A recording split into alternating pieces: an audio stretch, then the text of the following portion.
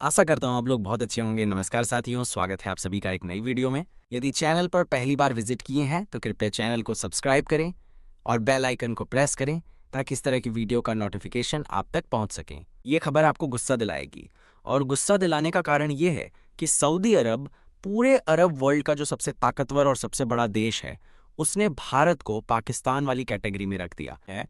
और कैटेगरी वो है जिसे दुनिया में काफ़ी शर्मनाक माना जाता है, क्योंकि उसमें अमूमन पाकिस्तान को शामिल इसलिए किया जाता है क्योंकि पाकिस्तान के लोग जाके भीख मांगते हैं सऊदी अरेबिया में।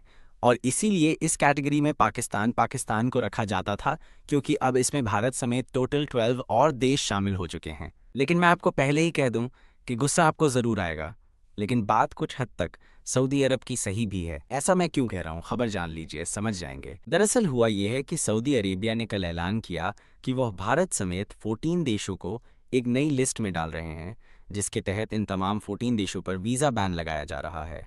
और पाकिस्तान पर क्यों लगा है वीज़ा बैन? आप जानते ही हैं, वहाँ के लोग हज करने का वीज़ा लेते हैं और जाके वहाँ पर भीख मांगते हैं।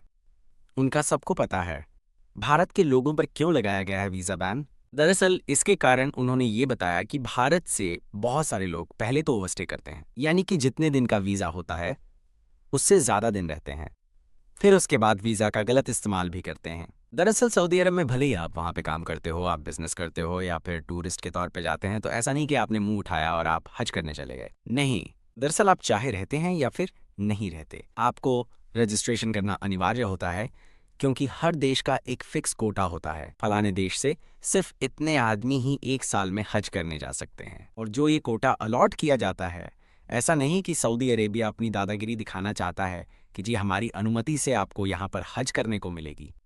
ऐसा नहीं है, यह आप लोगों की सेफ्टी के लिए किया जाता है, क्योंकि इस कोटा सिस्टम से पहले वहाँ पर भीड़ लगा करती थी और कई बार भगदड़ मस्ती थी, जिसमें बहुत सारे लोग मारे जाते थे। और जिस जगह वो हज करी जाती है, जो पवित्र स्थल है मुस्लिमों का, उसे भी नुकसान पहुंचता था। ऐसे में उस स्थान की सेफ्टी के लिए भी और आप लोगों की सेफ्टी के लिए भी, जो लोग हज करने जाते हैं, ये कोटा सिस्टम लाया गया है। लेकिन कई लोग जो कि भारत से जाते हैं काम करने के लिए, बिजनेस करने के लिए, यहाँ तक कि फैमिली विजिट करने के लिए, वो क्या करते हैं कि बिना रजिस्ट्रेशन के ही हज करने पहुंच जाते हैं।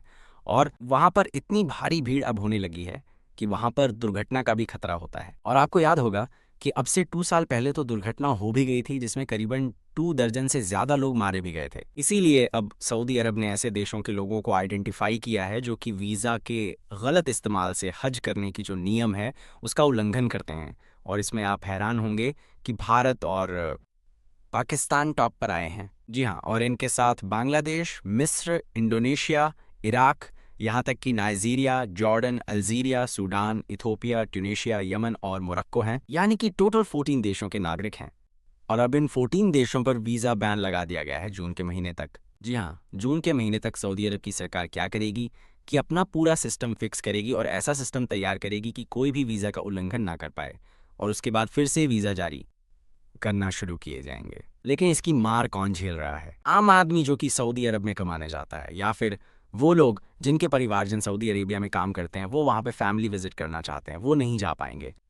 इसके अलावा देश का नाम खराब होता है, वो तो अलग बात ही है, क्योंकि इससे कहीं ना कहीं हमारी पासपोर्ट रैंकिंग पर भी असर पड़ेगा कि भारत का वीज़ा सऊदी अरब जैसे एक बड़े देश ने बैन कर दिया था कुछ महीनों के लिए। इसीलिए मेरे हिसाब से हमारी सरकार को भी इस पर अब स्टेप लेना चाहिए, क्योंकि ये तो एक सिर्फ सऊदी अरेबिया की घटना है। दुनिया भर में ऐसी घटनाएं लगातार आती हैं जिसमें भारतीय लोग पर्यटक बनकर जाते हैं और स्थानीय लोगों से बदसलूकी करते, चोरी करते हैं। जी हाँ, चोरी तक की घटनाएं आती हैं कि होटल में चोरी कर दी भारतीय लोगों ने। इसके अलावा दुर्व्यवहार की खबरें आती हैं। ऐसे लोगों के पासपोर्ट बैन करने चाहिए, कम से कम 4 से 5 सालों के लिए, तभी इस तरीके के काम रुकेंगे, वरना हमारी ऐसी ही लानत मनानत होती रहेगी। हालांकि आपके इस पर क्या विचार हैं? आशा करता हूं आपको हमारी तरफ से दी गई जानकारी से आप संतुष्ट होंगे। तो इस तरह की अंदरूनी खबर के लिए आप चैनल को सब्सक्राइब करके जरूर रखिएगा। मिलते हैं अगले वीडियो में, तब तक के लिए आप अपना ख्याल रखिएगा। जय हिंद, वंदे मातरम, भारत माता की जय।